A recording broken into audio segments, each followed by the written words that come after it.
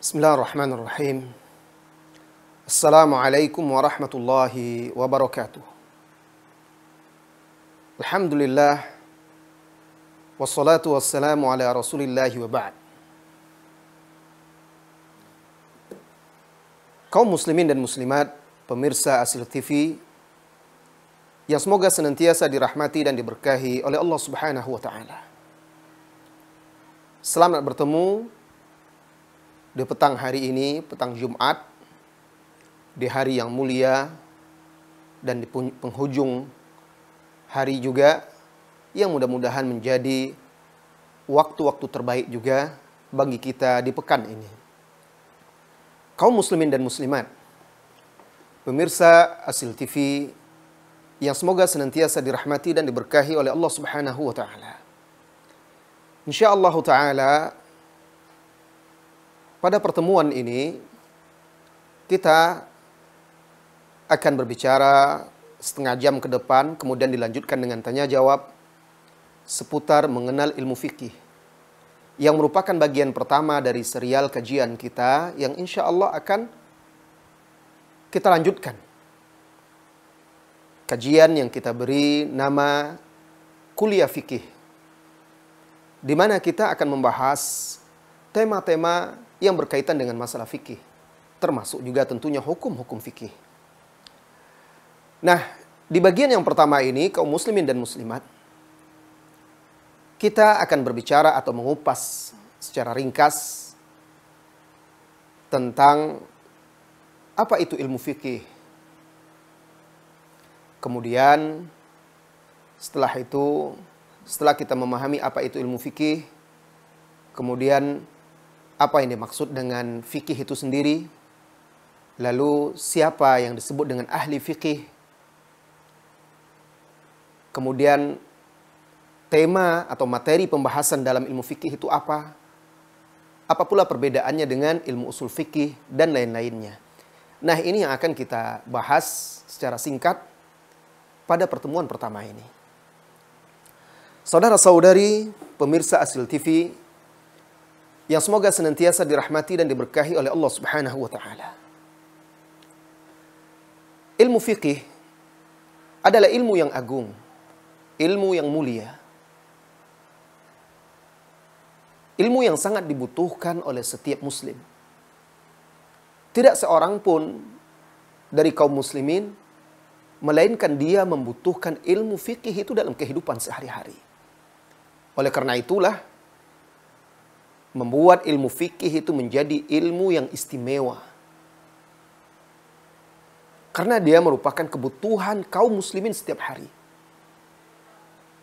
Karena ilmu fikih mencakup hukum-hukum tentang ibadah, tata cara ibadah, syarat-syaratnya, pembatal-pembatalnya, dengan beragam bentuk ibadah.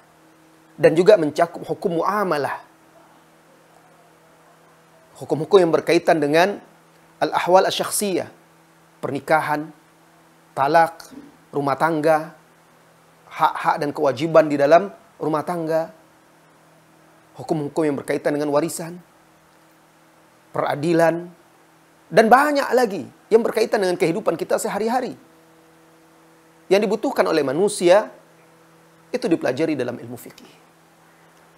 Oleh karena itu, belajar fikih sudah menjadi keharusan bagi seorang muslim.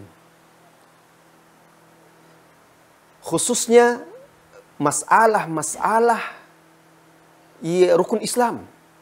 Ahkam-ahkam yang berkaitan dengan rukun Islam seperti salat, yang berkaitan dengan salat, berkaitan dengan siam Ramadan, berkaitan dengan zakat, kemudian haji, serta perkara-perkara yang dia butuhkan dalam kehidupan dia sehari-hari. Oleh karena itu, para ulama dari dahulu sampai sekarang sangat memperhatikan ilmu fikih ini. Mereka mengarang kitab-kitab fikih, mulai dari yang ringan, ringkas, menengah, sampai luas, sampai besar. Fikih-fikih dalam mazhab-mazhab tertentu, fikih-fikih perbandingan mazhab, dan seterusnya. Dengan metode mengarang yang berbeda-beda dan bermacam-macam. Belajar ilmu fikih, wahai saudara-saudari kaum muslimin dan muslimat, termasuk dalam kerangka kewajiban menuntut ilmu. Rasulullah Shallallahu Alaihi Wasallam bersabda, "Talabul ilmi faridatun ala kulli muslim." Menuntut ilmu itu wajib, fardu atas setiap muslim. Apalagi yang berkaitan dengan ibadah fardu. Seperti contohnya sholat. Dia harus paham bagaimana bersuci yang benar, tata caranya, syarat-syaratnya, pembatal-pembatalnya. Karena jika tidak nanti berkaitan dengan ibadahnya, sholatnya juga tidak sah. Begitu juga sholat yang benar bagaimana, apa syarat-syarat wajibnya, syarat sahnya, kemudian apa pula pembatal-pembatalnya, rukunnya apa. Nah ini semua dibutuhkan. Berkaitan dengan ibadah fardu, maka dia menjadi wajib juga fardu. Karena di dalam kaidah juga dikatakan ma la yatimul wajib illa bihi fahuwa wajib. Perkara yang tidak akan sempurna kewajiban dengannya, tidak mungkin seseorang bisa melakukan kewajiban, menunaikan kewajiban tanpanya, maka dia menjadi wajib pula. Allah Subhanahu wa taala juga berfirman di dalam Rasulullah sallallahu alaihi wasallam juga bersabda di dalam hadis Bukhari dan Muslim, "Man yuridillahu bihi khaira yufaqihu fid din." Barang siapa yang Allah menginginkan kebaikan untuknya, Allah jadikan dia faqih dalam agama. Yufaqihu fid din. Allah jadikan dia faqih, paham agama ini. Belajar fikih, memahami hukum-hukum ahkam syariah Islamiyah untuk bisa kita amalkan, itu bagian dari tanda-tanda kebaikan yang diberikan oleh Allah Subhanahu wa taala kepada seorang hamba. Di dalam Al-Qur'an di surah At-Taubah, Allah Subhanahu wa taala juga berfirman, "Falaula nafara min kulli firqatin minhum ta'ifatul liyatafaqahu fid din wa liyunziru qaumahum idza raja'u ilaihim la'allahum yahzarun." Kalaulah ada sekelompok dari mereka, dari kaum muslimin, yang bertafaqquh, liyatafaqahu, agar mereka itu bertafaqquh. Bertafaqquh itu maksudnya memahami, mempelajari, memahami, mengilmui agama. Sehingga apabila masyarakat mereka, kaum mereka pulang kepada mereka dari berjihad, orang-orang kaum muslimin yang belajar fikih tadi, belajar agama tadi, bisa memberi peringatan, mengajarkan kepada orang-orang yang lain tadi. Nah, saudara-saudari kaum muslimin dan muslimat, ini sedikit tentang keutamaan belajar ilmu fikih. Begitu pentingnya karena dia berkaitan dengan kehidupan kita sehari-hari dan berkaitan dengan ibadah fardu yang kita tunaikan setiap harinya. Baiklah. Selanjutnya, apa yang dimaksud dengan fikih? Kita perlu paham. Kita sering mendengar lafaz ini, al-fiqhu atau fikih. Kita membeli buku-buku fikih, terjemahannya, dan lain-lain. Apakah kita sudah paham apa itu fikih? Mari kita pahami, wahai saudara-saudari kaum muslimin dan muslimat. Fikih secara bahasa itu berarti al-fahmu, pemahaman. Jadi fikih itu adalah al-fahmu, pemahaman. Faqih secara bahasa orang yang paham, mengerti. Nah, penggunaan kata al-fiqhu dengan makna paham ini ada digunakan di dalam Al-Quran. Contohnya firman Allah Subhanahu wa taala ketika menceritakan kaum Nabi Syuaib, yaitu di surat Hud. Allah menceritakan, qalu ya Syuaibu ma nafqahu katsiran mimma taqul. Mereka, kaumnya berkata kepada Syuaib, wahai Syuaib, ma nafqahu. Kami tidak faqih, kami tidak paham, kami tidak bisa memahami, kami tidak mengerti. Katsiran ma taqul, kebanyakan apa yang engkau katakan itu. Mereka menolak dakwah Nabi Syuaib. Nabi Syuaib mengajarkan kepada mereka agama, mengajak mereka kepada Allah. Mereka menolak dengan mengatakan, kami tidak paham apa yang engkau katakan itu. Nah, ini dia. Jadi secara bahasa, kalimat fiqih itu artinya al-fahmu. Al-fahmu itu pemahaman. Adapun menurut istilah, ya, secara istilah, apa yang dimaksud dengan ilmu fikih atau dengan fikih itu? Banyak ragam definisi para ulama tentang yang dimaksud dengan fikih itu sendiri. Kalau dahulu, di zaman ulama-ulama fikih terdahulu, seperti di zaman Imam Abu Hanifah atau di zaman yang sebelumnya juga, istilah fikih maknanya luas, mencakup seluruh hukum-hukum syariat Islam, baik dalam masalah akidah, ibadah, muamalah, dan lain-lainnya, adab, akhlak, semuanya. Itu termasuk di dalam fikih. Oleh karena itu, Imam Abu Hanifah rahimahullahu ta'ala ada mengarang kitab namanya Al-Fiqhul Akbar. Kitab fikih yang besar, Al-Akbar. Nah, di sana mencakup masalah-masalah poin-poin akidah dan juga masalah-masalah poin-poin masalah fikih atau hukum-hukum syariah. Ini dalam istilah ulama-ulama terdahulu. Kemudian setelah itu tentu seiring perjalanan waktu, perkembangan ulama, dan kebutuhan umat, karena semakin banyaknya orang yang memeluk agama Islam dan membutuhkan pengajaran dengan metode-metode yang bisa mereka pahami, maka para ulama mulai mengerucutkan makna fikih itu sendiri. Nah, ada beberapa definisi fikih yang dicatat oleh para ulama di dalam kitab-kitab mereka. Kita pilihkan satu saja, karena kajian kita ini tentu sebagaimana yang saya katakan tadi adalah kajian singkat. Setelah itu, kaum muslimin, pemirsa bisa bertanya nantinya. Kita pilih salah satu definisi atau ta'rif yang diberikan oleh ulama tentang fikih itu sendiri. Fikih yaitu al-ilmu bil ahkam syar'iyyati al-amaliyati al-muktasabati min adillatiha at-tafsiliyah. Yaitu kalau dalam bahasa kitanya ilmu tentang hukum-hukum syar'iyyah al-amaliyah yang bersifat amalan. Ilmu tentang hukum-hukum syar'iyyah, hukum-hukum syariat yang bersifat amalan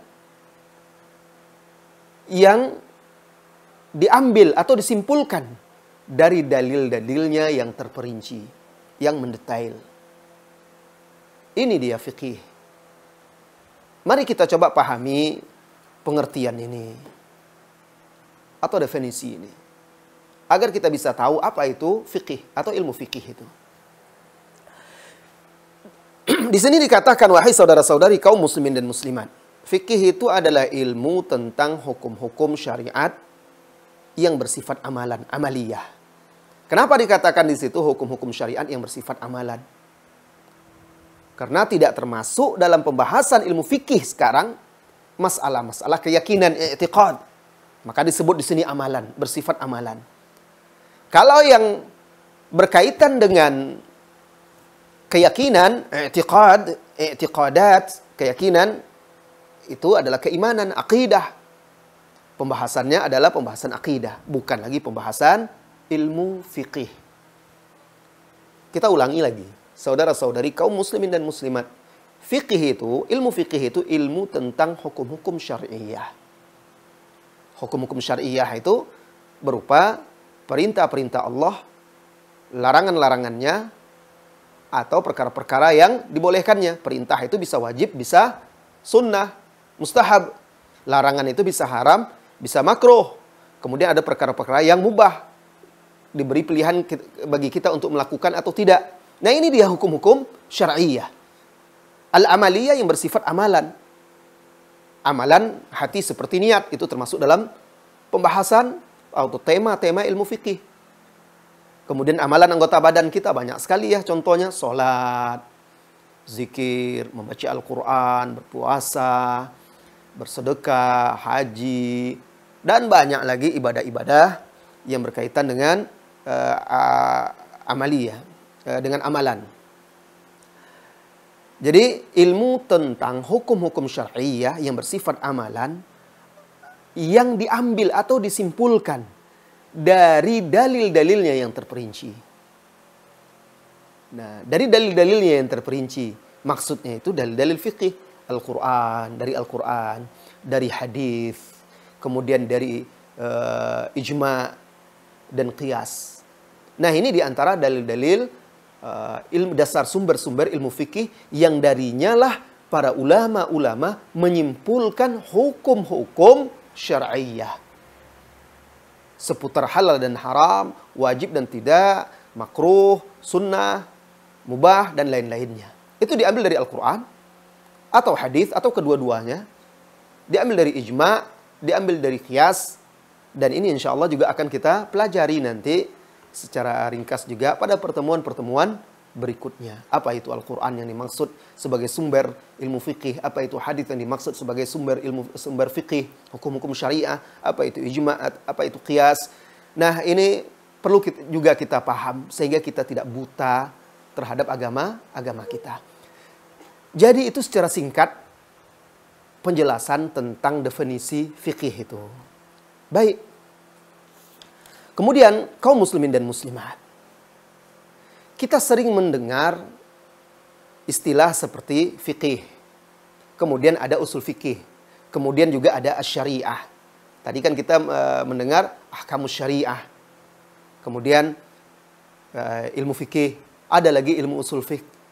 Nah, apa sih sebenarnya perbedaan di antaranya? Apakah itu ilmu yang sama atau bagaimana? Nah, ada beberapa perbedaan-perbedaan mendasar antara ketiga istilah ini. Syariah, fikih, dan usul fikih. Sehingga kita bisa paham dan tidak salah dalam memaksudkannya atau menerapkannya. Yang pertama, fikih. Nah, fikih itu kalau kita pahami dari dari definisinya tadi yang disebutkan oleh para ulama, maka fikih itu pembahasannya atau aspek yang dibahas di situ adalah aspek amaliyah atau perbuatan. Perbuatan apa? Perbuatan mukallaf. Mukallaf itu siapa? Seorang yang sudah mukallaf muslim. Nah, jadi fokusnya dia mengupas tentang hukum-hukum yang berkaitan dengan perbuatan seorang hamba. Sisi amaliyah, amalan. Adapun syariah, itu seluruh hukum-hukum yang disyariatkan oleh Allah Subhanahu wa Ta'ala kepada manusia, baik terkait masalah akidah maupun terkait masalah akidah, tauhid, maupun amaliyah-amaliyah hambanya, umat Islam.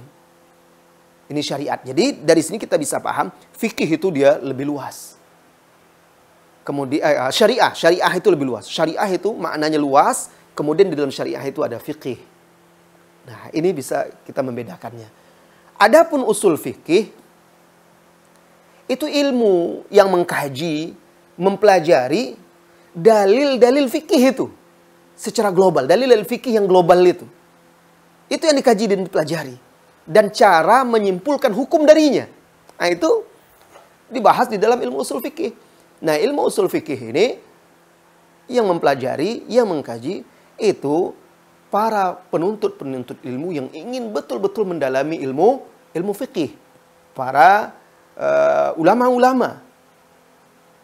Di mana mereka ini mempelajari ilmu fikih, ilmu usul fikih, dan ilmu-ilmu alat lainnya untuk bisa berijtihad, mempelajari, mengkaji dalil-dalil, dan menyimpulkan hukum.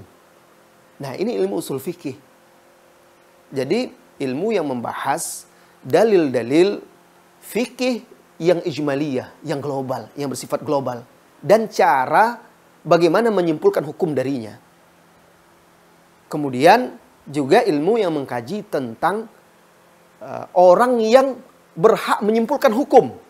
Dari dalil-dalil tadi, apa saja syarat-syaratnya dan bagaimana? Nah, ini dibahas di dalam ilmu usul fiqh. Dan ulama-ulama tentunya ini adalah tugas para penuntut-penuntut ilmu yang betul-betul mendalami ilmu fikih atau para ulama-ulama. Adapun masyarakat awam, kalau untuk mengenal silahkan, kalau untuk mengkaji lebih dalam, tentu ini butuh duduk di majelis, di halaqah, berguru kepada orang-orang yang betul-betul menguasai ilmu usul fikih itu sendiri. Saudara-saudari kaum muslimin dan muslimat,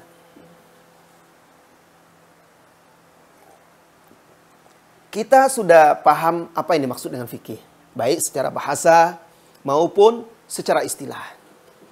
Kita juga sudah mengerti perbedaan antara fikih, syariah, dan usul fiqh.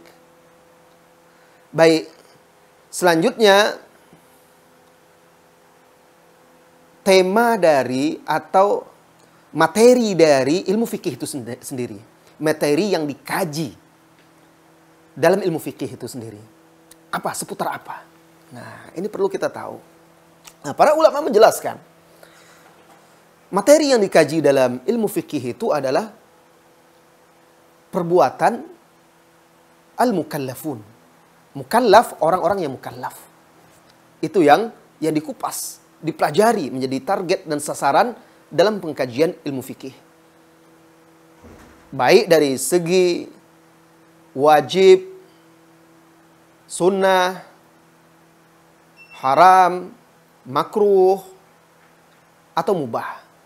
Dan mukallaf itu sendiri tentunya yang disebut dengan mukallaf itu orang yang baligh, yang akil, orang yang baligh, yang berakal, yang sudah jatuh kepadanya kewajiban untuk menjalankan syariat Islam. Nah, seputar itulah materi ilmu fikih itu. Berkaitan dengan ini, saudara-saudari kaum muslimin dan muslimat, kita sering mendengar istilah faqih, atau di sebagian daerah disebut faqiyah gitu ya. Nah, kalau dalam istilah ulama, sebenarnya faqih itu orang yang memiliki ilmu fikih.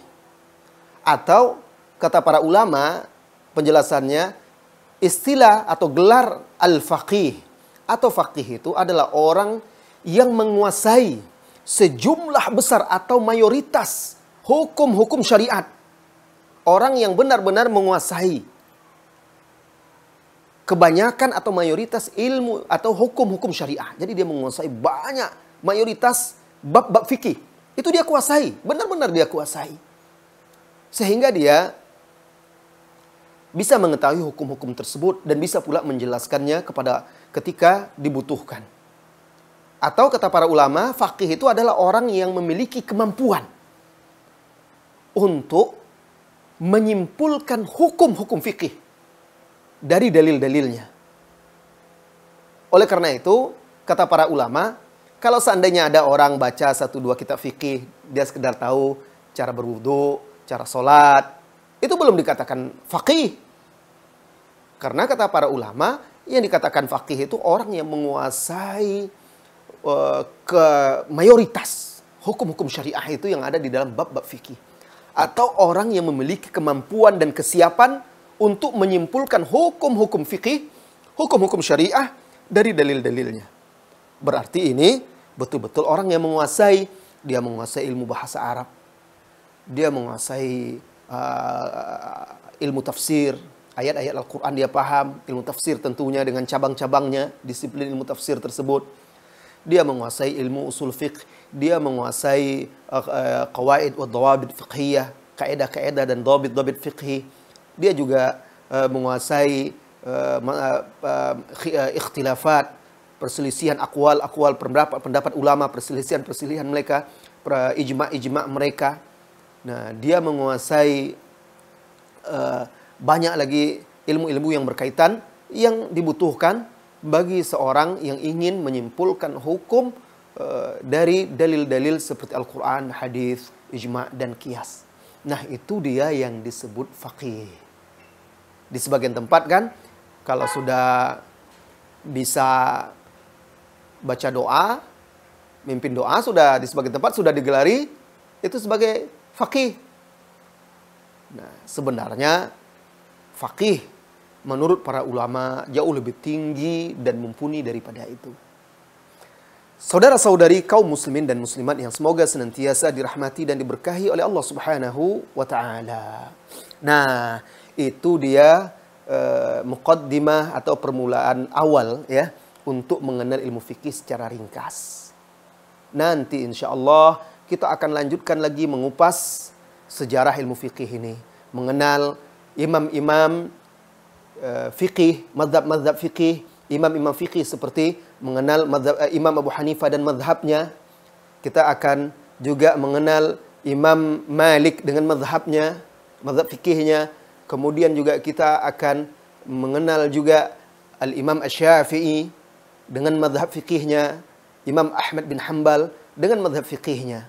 Sehingga kita setidaknya bisa mengenal ulama-ulama panutan kita ini, lalu cakrawala kita, wawasan kita terbuka untuk mengenal mereka, dan kita juga bisa meneladani mereka bagaimana mereka mengajarkan kepada kita ilmu yang hak dan menghimbau, mengajak kita untuk tidak taklid kepada mereka, selalu berusaha mengikuti dalil yang mereka ajarkan dan lebih mengedepankan dalil yang dipandang atau dianggap kuat, rajih daripada yang lemah. Nah, ini kita bisa mengetahui itu dari mempelajari kehidupan mereka, biografi mereka. Kemudian setelah itu akan memberikan faedah kepada kita. Apa salah satu faedahnya? Menghilangkan fanatisme mazhab. Fanatisme mazhab yang bisa menyebabkan perpecahan, perselisihan, terkadang juga menjadi sebab permusuhan sesama kaum muslimin. Insya Allah itu akan kita kupas pada episode-episode berikutnya. Dan setelah ini kita akan nanti pelajari sejarah perkembangan ilmu fikih dari masa ke masa, sambil kita mengenal ulama-ulama mazhab yang 4 secara khusus ya. Karena mazhab yang 4 ini yang paling dikenal oleh seluruh kaum muslimin di seluruh pelosok dunia ini, dan paling banyak pengikutnya ya. Paling sering pula kita mendengar nama-nama dan kitab-kitab mereka disebut oleh para guru-guru kita. Baiklah saudara-saudari kaum muslimin, sudah setengah jam ya materi kita sampaikan, dan tentunya kita akan berikan kesempatan kepada kaum muslimin, pemirsa, untuk bertanya seputar masalah fikih dan lain-lainnya. Silahkan ajukan pertanyaan melalui pesan singkat ya, melalui pesan singkat ke nomor yang sudah ditayangkan, dan insya Allah akan kita jawab. Silahkan. Dan pertanyaan melalui pesan singkat. Ada? Ya, baik. Kita jawab. Kita jawab ya pertanyaan yang sudah masuk. Ini sudah masuk di pesan saya. Baiklah, ini pertanyaan yang pertama yang kita baca dan kita jawab ya saudara-saudari kaum muslimin dan muslimat. Dari Lala Deswinta. Barakallahu fiik. Assalamualaikum. Waalaikumsalam warahmatullahi wabarakatuh. Maaf sebelumnya, mau sedikit bertanya Ustaz. Jika seorang muslim meninggal di saat sakratul maut, menyebut hanya Allah, dan ruhnya langsung lepas, apa itu sah atau gimana Ustaz? Maksudnya sah apanya ya? Jadi ketika seseorang sakratul maut itu, wahai saudaraku, wahai saudariku, seorang yang sedang sakratul maut, dia dalam kondisi yang sangat berat. Berat bagaimana? Karena dia berada dalam kondisi sedang menuju gerbang akhirat dan meninggalkan dunia. Malaikat-malaikat hadir di hadapan dia. Sejauh mata dia memandang. Kemudian malaikat maut di atas kepala dia untuk mencabut nyawanya. Sehingga ada muslim yang memang dia terdengar jelas ketika dia mengucapkan la ilaha illallah. Ada lagi ketika dia mengucapkan la ilaha illallah yang terdengar hanya Allah, tetapi dia sebenarnya mengucapkan la ilaha illallah. Cuma yang lainnya tidak terdengar oleh kita, tapi dia mengucapkan la ilaha illallah. Lafaz Allahnya terdengar. Dan bahkan kalaupun dia menyebut hanya Allah, itu tidak ada masalah. Ada ulama yang wafat dia sedang baca Al-Quran. Ada ulama yang wafat dia sedang menyampaikan agama, mengajar. Ada salah seorang ulama yang sekarang ya, baru-baru ini meninggal, ulama dari Pakistan. Salah seorang ulama juga yang banyak menulis karya-karya. Meninggal sedang ceramah, sedang menyampaikan ilmu agama, bercerita tentang keutamaan sahabat Nabi. Dia wafat langsung di situ. Nah, ada orang yang wafat sedang sholat, sedang sujud. Ada yang wafat bahkan tenggelam, kecelakaan, macam-macam. Mungkin ketika itu dia tidak sempat menyebut la ilaha illallah, tapi bukan berarti dia sah atau tidaknya, bukan berarti dia tidak husnul khatimah. Ya, itu tidak bisa menilai dengan itu. Nah, mengucapkan lafaz la ilaha illallah ketika meninggal itu salah satu tanda-tandanya husnul khatimah, tentu besar keutamaannya. Tapi kalau dia juga meninggal dalam keadaan baik dalam salat, itu husnul khatimah. Ketika membaca Al-Qur'an itu husnul khatimah.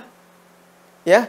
Nah, bisa jadi seorang muslim yang Anda tanyakan itu dia mengucapkan Allah tidak ada masalah. Ya. Atau dia mengucapkan juga la ilaha illallah, cuma lafaz yang lainnya tidak terdengar oleh kita, cuma ketika dicabut nama Allah, sebenarnya dia menyebut la ilaha illallah. Nah, mudah-mudahan itu juga menjadi pertanda bagi dia untuk mendapatkan husnul khatimah, sehingga dia mudah-mudahan dirahmati dan diampuni oleh Allah Subhanahu wa taala. Allahu a'lam bissawab. Silakan kalau ada pertanyaan-pertanyaan yang lainnya, silakan dikirim pertanyaannya, insyaallah kita baca. Pertanyaan yang berikut. Nah, ini ada pertanyaan yang berikutnya nih. Tapi saya minum dulu ya. Bismillah.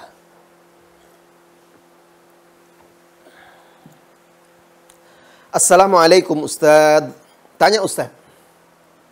Jadi, kalau di kajian membacakan Al-Quran, kalau di kajian membacakan Al-Quran untuk orang yang telah meninggal, tidak ada. Maksudnya apa? Jadi kalau di kajian membacakan Al-Quran untuk orang yang telah meninggal tidak ada, jadi tidak perlulah membaca Al-Quran untuk si mayat. Gitu Ustadz. Saya ulangi pertanyaannya ya, biar jelas dan tidak salah paham. Saudara kita ini bertanya, Ustadz, tanya Ustadz, jadi kalau di kajian membaca Al-Quran untuk orang yang telah meninggal tidak ada, nah itu dia. Jadi kalau di kajian membacakan Al-Quran untuk orang yang telah meninggal tidak ada, jadi tidak perlulah membaca Al-Quran untuk si mayat, gitu Ustadz. Nah. Saudaraku, saudariku kaum muslimin dan muslimat. Seorang yang telah meninggal, yang paling dibutuhkan dia adalah doa dari kita. Doa dari orang yang hidup. Itu yang paling dibutuhkannya. Kita memohon ampunan, berdoa kepada Allah agar dia diampuni. Agar si mayit dirahmati, agar si mayit dikasihi, agar dilapangkan kuburannya, agar dijadikan salah satu taman-taman surga, agar dia dibangkitkan dalam keadaan yang baik, dimudahkan hisabnya, dimasukkan dia ke dalam surga. Itu dia doa. Doa kita dijauhkan dari azab kubur dan azab neraka. Itu doa kita mohon kepada Allah. Jadi doa terus Ustaz. Ya itulah harus memperbanyak doa kita untuk si mayit itu. Ya kita semua butuh doa saudara-saudari kita. Nah, mendoakan si mayit itu sunnah, dianjurkan di dalam agama kita. Rasulullah SAW sendiri ketika selesai memakamkan si mayit, dia katakan kepada kaum muslimin, istaghfiru li akhikum fa innahu sawfa yus'al. Mohonlah ampunan untuk saudara kalian yang dimakamkan ini, dikuburkan sekarang ini, karena dia nanti akan ditanya oleh malaikat. Di dalam hadis lain kesempatan beliau mengatakan, berdoalah kepada Allah agar dia diberikan keteguhan, ketetapan. Ketika ditanya oleh malaikat, berarti doa itu diperintahkan. Apalagi kita sebagai anak misalnya kepada orang tua kita, perbanyak berdoa untuk si mayit. Adapun membaca Al-Quran itu bukan doa. Kita yang beramal, bukan si mayit yang beramal. Kalau mayit nggak ada lagi beramal dia. Tapi Ustadz, tujuan kita membaca Al-Quran kan untuk pahalanya kita kirimkan kepada dia. Nah, ini yang menjadi titik permasalahan. Apa permasalahannya? Sebagian ulama itu mengatakan, ada ulama-ulama yang mengatakan bahwa bacaan-bacaan Al-Quran, ini bukan doa ya, kalau doa itu insya Allah berguna bagi si mayit. Sampai ada yang mengatakan bacaan Al-Quran dari orang yang hidup itu pahalanya tidak sampai kepada si mayit. Di antara ulama yang mengatakan seperti ini adalah Al-Imam Asy-Syafi'i yang berpendapat seperti ini. Al-Imam Asy-Syafi'i. Ya. Nah, jadi yang paling dibutuhkan itu adalah doanya. Al-Imam Ibnu Katsir juga berpendapat seperti itu. Bahwa si mayit apabila dia telah meninggal, terputus amalannya, nggak ada lagi dia dapat pahala, kecuali 3 perkara. Nah, Imam Ibnu Katsir membawakan hadis dari Abu Hurairah radhiyallahu anhu, hadis yang sahih, yaitu apabila anak Adam, idza mata ibnu Adam, inqata'a amaluhu illa min 3. Apabila anak Adam mati, terputuslah amalannya, kecuali 3 perkara. Apa itu 3 perkara itu? Shadaqatin jariyah, sedekah jariah. Maka walaupun dia sudah mati, sudah wafat, pahala mengalir terus. Bangun masjid dia, bangun pesantren dia, diinfakkannya, diwakafkannya. Kemudian membantu anak-anak yatim, orang-orang miskin. Berinfak kitab-kitab Al-Quran, kitab-kitab ilmu, agar kaum muslimin bisa membacanya. Lalu orang mengamalkannya. Ini menjadi sedekah jariyah. Sumur umum dibuatkannya, orang mengambil manfaat dari air itu. Ini sedekah jariyah, mengalir terus. Atau panti asuhan. Nah, kemudian setelah itu, au ilmun yuntafa'u bihi, atau ilmu yang bermanfaat. Mengajarkan ilmu agama, mengajarkan Al-Quran, mengajarkan hadis, mengajarkan ibadah, dan segala macam. Menunjukkan kebaikan, itu menjadi ilmu yang bermanfaat. Bahkan ketika Anda memberikan hadiah-hadiah, buku-buku agama yang bermanfaat, kemudian kaset-kaset ceramah yang bermanfaat, lalu orang mendengarkannya dapat hidayah, lalu dia mengamalkannya, juga menjadi ilmu yang bermanfaat, mengalir pahalanya, walaupun Anda telah wafat. Kemudian anak soleh yang berdoa untuknya. Nah, anak soleh inilah, kalau anaknya membaca Al-Quran, otomatis sampai pahalanya. Kalau anak dengan orang tua, itu otomatis setiap apapun ibadah seorang anak, amal soleh yang dilakukan oleh anak, itu otomatis orang tua dapat pahala, mengalir pahalanya terus. Kenapa? Karena anak termasuk hasil usaha orang tua. Dan Allah Subhanahu wa taala berfirman di dalam surat An-Najm, wa an laisa lil insani illa ma sa'a. Kata Allah, dan bahwasanya manusia tidak akan mendapatkan apa-apa kecuali dari hasil usaha dia. Tapi kalau orang lain baca Al-Qur'an, diniatkan untuk dia yang sudah meninggal, sekarang usaha dia atau bukan? Bukan. Berarti dia kan berdasarkan ayat ini tidak dapat apa-apa. Tapi kalau anaknya, perbanyaklah baca Al-Quran, dapat pahala orang tua. Semakin banyak Anda baca Al-Quran, semakin banyak pahala yang mengalir kepada orang tua. Perbanyaklah sholat sunat. Perbanyak sedekah. Insya Allah orang tua akan mendapatkan manfaat dari itu.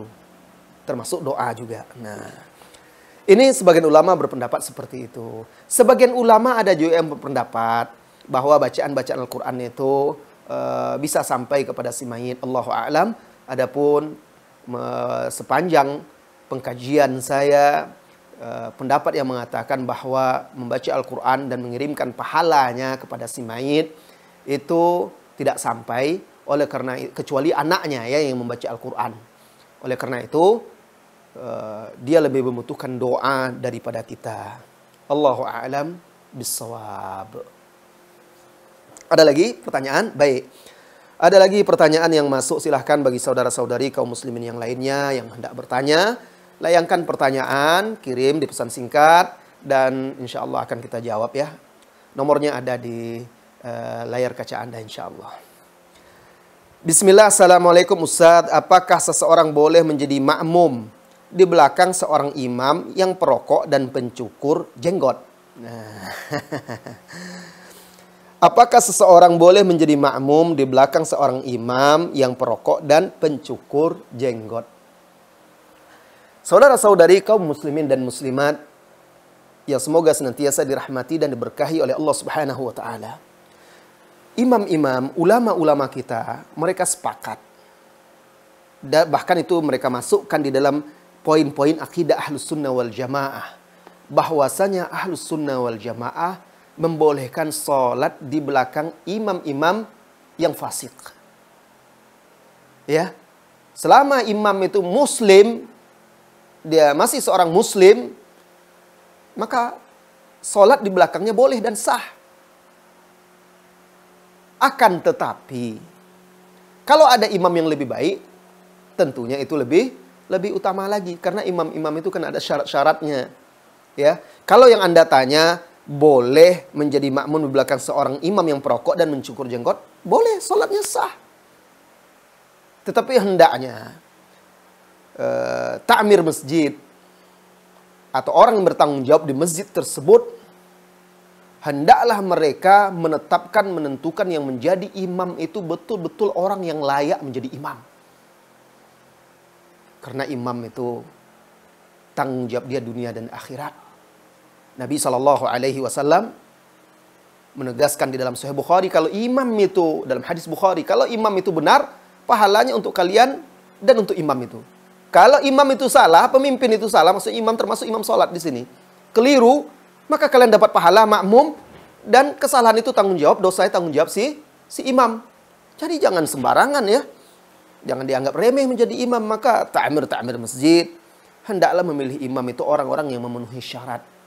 Nah, dalam ilmu fikih kan ada itu bab-bab itu, pembahasan masalah itu. Apa saja syarat-syaratnya untuk menjadi imam? Di antaranya, hendaklah yang menjadi imam itu yang paling aqra', yang paling banyak hafalan Al-Quran, paling bagus. Itu yang menjadi imam. Yang paling banyak hafalan dan paling bagus bacaannya. Kemudian setelah itu, kalau ternyata di situ ada beberapa orang yang sama dia, hafalan Quran dan segala macamnya, bacaannya, dan selain dia paham hafal Al-Quran, bagus bacaannya, atau paling banyak hafalannya, tentu dia paham hukum-hukum sholat dan hukum-hukum menjadi imam. Ini penting. Kemudian setelah itu, apabila di situ ada 2, 3 atau lebih beberapa orang yang sama bagus, sama kuat hafalannya, sama bagus bacaannya, maka pilih yang paling tua umurnya. Itu yang berhak menjadi imam. Nah, dan begitu seterusnya nanti. Ya. Jadi itu dia. Jadi orang yang menjadi imam itu orang yang paham hukum-hukum sholat dan hukum menjadi imam, hukum berjamaah, sholat berjamaah. Kemudian tentunya juga yang paling bagus, paling banyak hafalannya dan paling bagus bacaannya. Bukan paling tua. Bukan karena dia pakai topi haji. Bukan pula karena dia pengurus masjid. Belum tentu pengurus masjid dia memiliki hafalan yang banyak dan bagus bacaannya. Nah, karena menjadi imam ini tanggung jawabnya dunia dan akhirat. Kemudian dipilih juga yang memiliki akhlak yang baik. Karena imam ini contoh dan suri tauladan bagi jamaah, bagi makmumnya. Jadi dia tahu. Adapun perokok misalnya.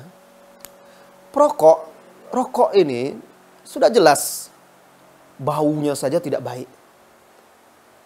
Kenapa Rasulullah SAW melarang orang yang memakan bawang itu tidak dimasak sehingga mengeluarkan bau di mulutnya, meninggalkan bau di mulutnya, dilarang pergi ke masjid sampai dia membersihkannya? Karena alasan Rasulullah SAW menjelaskan alasannya, karena malaikat hadir ketika kaum muslim di masjid dan dia akan terganggu dengan apa yang mengganggu manusia. Karena itu Rasulullah SAW tidak menyukainya. Nah, ini rokok juga memiliki bau yang tidak sedap di mulut. Dia sekarang menjadi imam, kemudian menghadap Allah, bermunajat kepada Allah, membaca ayat-ayat Al-Quran, zikir dan doa, sedang mulutnya bau rokok. Sebagian kadang masih mengantongi rokok di kantongnya, pergi ke masjid. Dan tentu kalau kita betul-betul mau mengkaji dan mempelajari ayat dalil-dalil dari Al-Quran, dalil-dalil dari hadis, kaidah-kaidah fikih, kemudian juga dalil-dalil logika, akal, dan pembuktian medis menunjukkan bahwa rokok itu hukumnya adalah haram. Ya. Jadi bagaimana mungkin seseorang menjadi imam seperti itu? Maka pilih yang tentu tidak merokok, ya.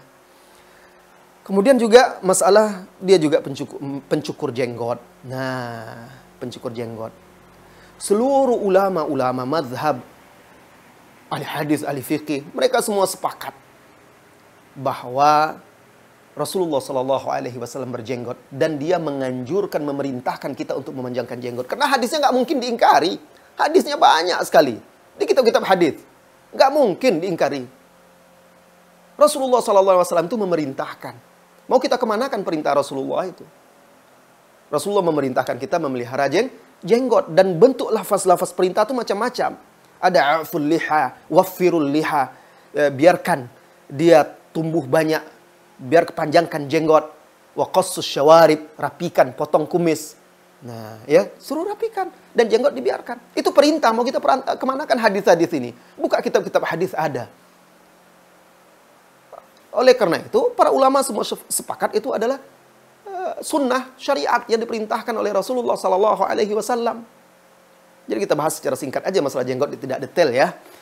Nah, cuma ada sebagian ulama yang berbeda pendapat bahwa ada yang ulama mengatakan berjenggot itu wajib, cuma boleh dirapikan, boleh dipendekkan kalau sudah sampai melebihi satu genggaman oleh sebagian ulama.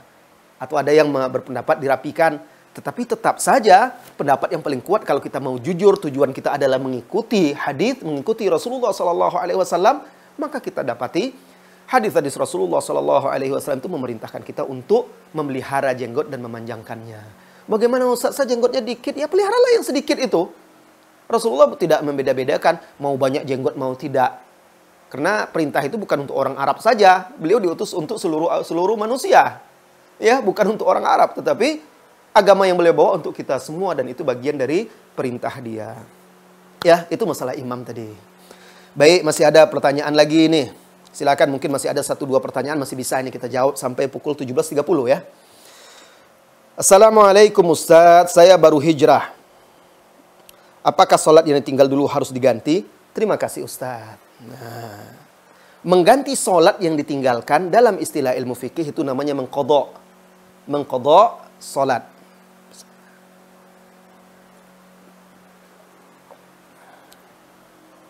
Nah, orang yang dengan sengaja dahulu meninggalkan sholat, dia sengaja meninggalkan sholat, malas-malasan, dan tidak dikerjakannya, kewajiban dia atau kafarat dia untuk menggantinya adalah bertaubat. Bertaubat kepada Allah Subhanahu wa Ta'ala. Bersungguh-sungguh, ya, bersungguh-sungguh bertobat kepada Allah Subhanahu wa Ta'ala, menyesali perbuatan dahulu, meninggalkan salat dan minta ampun kepada Allah, kemudian berjanji untuk tidak mengulangi dosa itu lagi dan betul-betul berazam, bertekad untuk menjaga salat. Ini dia cara menghapuskan dosa-dosanya. Kemudian mulai sekarang, mulai sejak kita taubat itu, beristighfar, memohon ampun, dan berjanji kepada Allah, benar-benarlah menjaga ibadah sholat dan jangan lagi ditinggalkan. Adapun kewajiban menggantikannya, tidak. Jadi orang-orang yang wajib mengganti sholat itu orang-orang yang memang ada uzur. Ya, yang ada uzur ketika dia meninggalkan sholat itu, sehingga para ulama mengatakan mereka mengqadha, misalnya orang yang ketiduran atau lupa. Rasulullah Sallallahu Alaihi Wasallam bersabda di dalam hadisnya, "Man nama anis sala'u nasiyaha, fal yusalliha hina dzakaraha." Barang siapa yang ketiduran sehingga kelewatan sholatnya atau lupa, lalu dia ingat dia belum sholat, maka hendaklah dia menunaikannya, mengerjakan sholat itu ketika dia bangun atau ketika dia ingat. Nah, ini kata para ulama, ini qadha. Tapi sebagian ulama mengatakan itu bukan qadha, tapi itulah waktu dia untuk menunaikan sholat itu. Nah, ini ada uzur, ada alasannya. Atau bisa juga seperti wanita yang haid misalnya. Ada wanita yang haid. Dia haid itu sudah masuk waktu, misalnya masuk waktu zuhur. Sudah tergelincir matahari, masuk waktu zuhur. Lalu setelah itu dia belum menunaikan sholat, dia suci. Lalu datanglah haid dia. Berarti dia punya kewajiban sekarang yang belum dia kerjakan, punya hutang.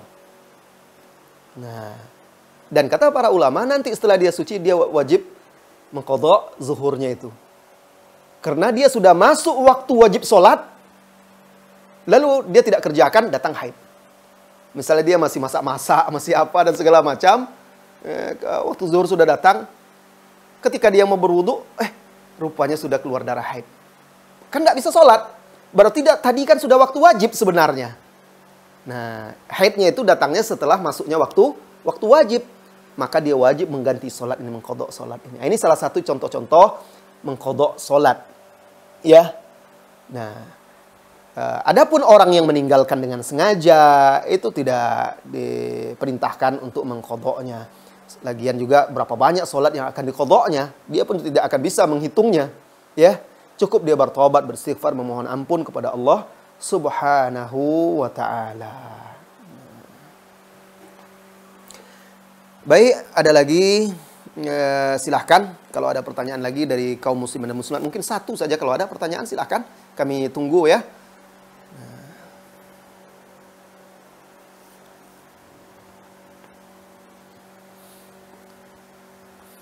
Pemirsa kaum muslimin dan muslimat, insya Allah pada pertemuan berikutnya kita akan kupas secara singkat sejarah ilmu fikih dari masa ke masa. Sejarah ilmu fikih dari masa ke masa. Dan nanti kalau waktu kita cukup, kita akan langsung masuk mengenal biografi Imam Abu Hanifah, ya, mengenal biografi Imam Abu Hanifah dan madhab fikihnya.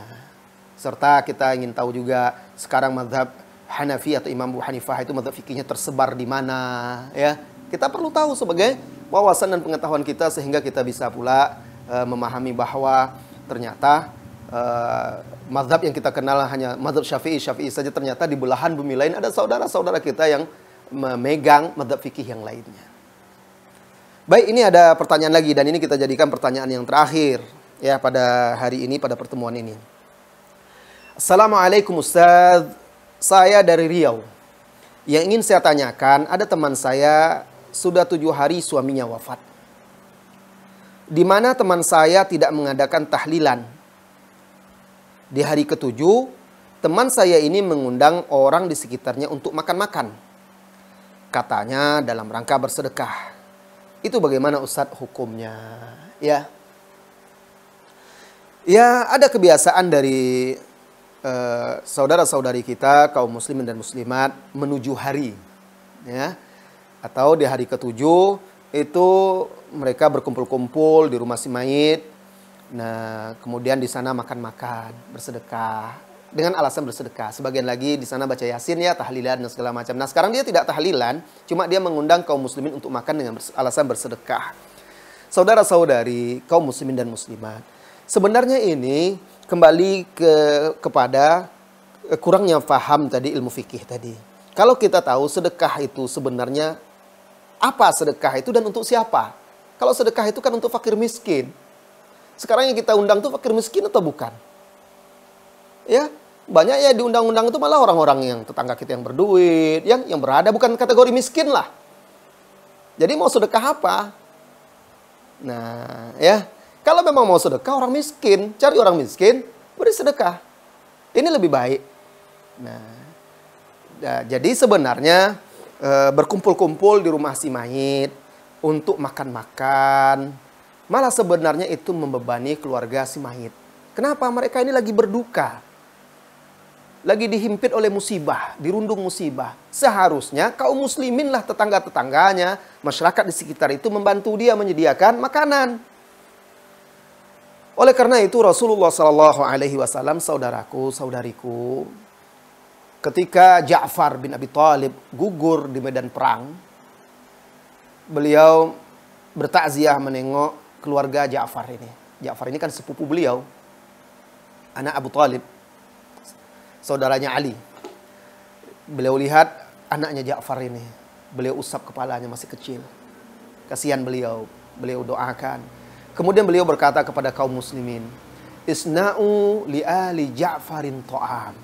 Buatkan makanan untuk keluarga Ja'far. Rasulullah perintahkan kaum muslimin, buatkan mereka lagi susah, lagi sedih, buatkan makanan. Nah, sekarang kan kasihan orang lagi susah, malah mereka mengundang orang banyak, menyiapkan makanan dan segala macam. Kalau dia beralasan bersedekah, sedekahlah pada tempatnya.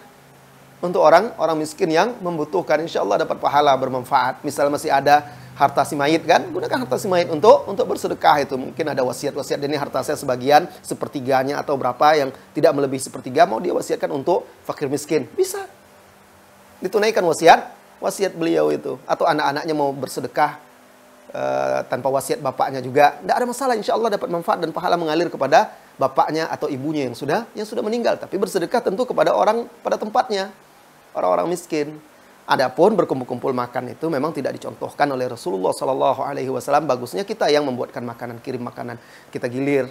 Untuk hari ini yang akan mengirim makanan adalah fulan.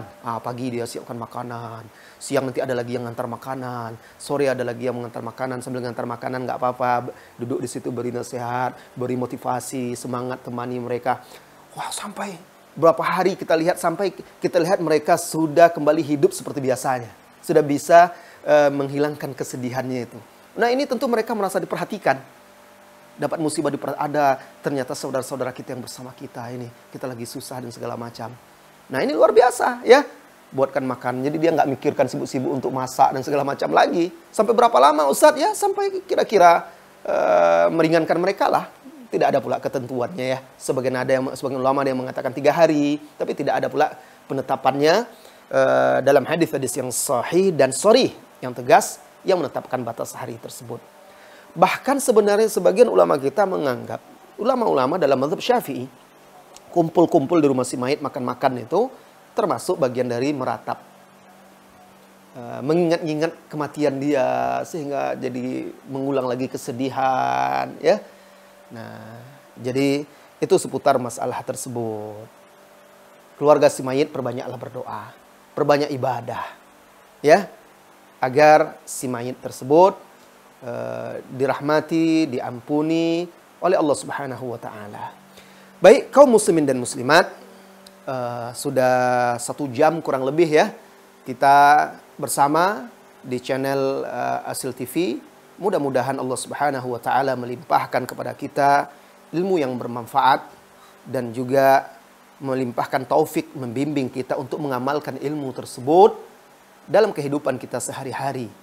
Mudah-mudahan Allah melimpahkan kepada kita keikhlasan dan mengampuni dosa-dosa kita. Amin ya rabbal alamin. Sampai di sini dan sampai bertemu lagi pada episode berikutnya. Wassallallahu wasallam ala nabiyyina Muhammadin walhamdulillahi rabbil alamin. Assalamualaikum warahmatullahi wabarakatuh.